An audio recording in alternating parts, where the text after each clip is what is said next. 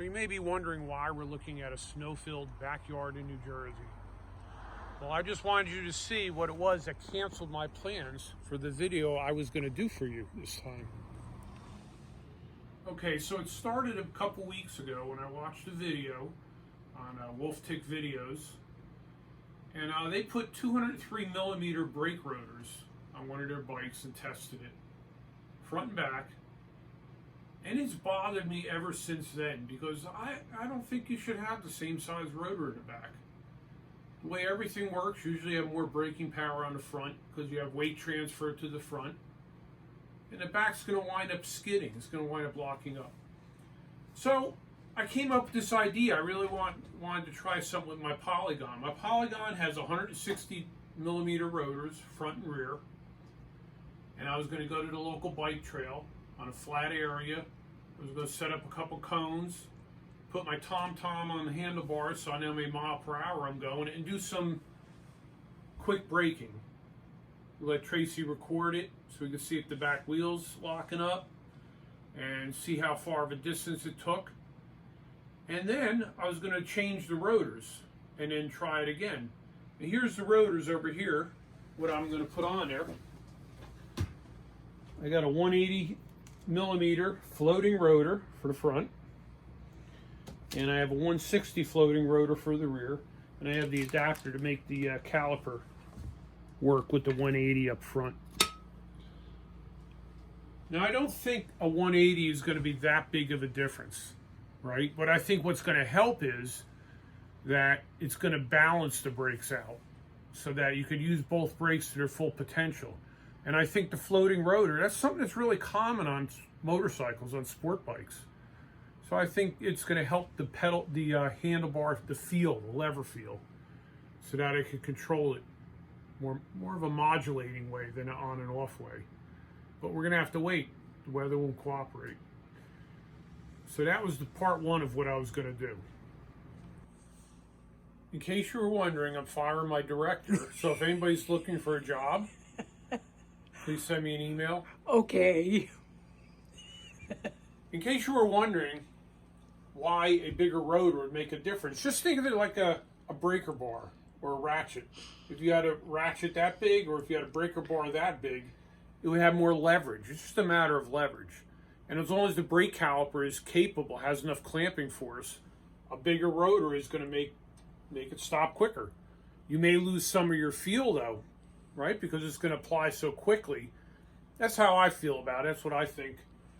I did this little chart up here. You might find it interesting. Different size wheels and different size rotors, the percentage of the size of the rotor compared to the wheel. Now, there's no magic number, what's best. Many people think bigger is better. That's not really the case. There's so many factors involved, and it all affects the way the brakes work, not just how quick or how hard they can apply, but you want to be able to stop without locking things up. So that's really where I'm going with all of this. The next thing we're going to talk about is my one-by-drive crank setup. I tried to put my Buckalow's cranks on there, and I don't know if they were machined wrong or what, but the drive side won't go on far enough. So the chain center line is a good 10mm away from the frame. So I was actually able to put it together and get it to go into first gear. But when you're in first gear and you backpedal even a half a revolution, it drops down to third. So it's too far out. If I could get spacers right away, I could space it, but I really don't like doing that. So I came up with this other solution. I heard about a crank set that this company, JG Bikes, is selling. And it was only $40. So I wound up getting one, and we're going to go look at it. All right, so here's the box that came in. And this was $40 for this whole setup. The chain wheel, you don't get to pick. They consider it a gift. But they sent me an oval 34-tooth red, which I'm going to try. I never tried an oval sprocket. But all these parts, I mean, are really nice. And for $40, I mean, I don't know. And it's light, it feels light. Looks like a nice setup for $40. Comes with the BSA style bottom bracket. with all your bolts and hardware. So I'm definitely going to try this. I'm going to put this on there. What's the other thing in the box? Which part? This is the other crank arm, and this is the bottom bearing. It's external bearing. They call it BSA style. But yeah, it's the whole setup. So before long, I'm going to actually do a video where I do something.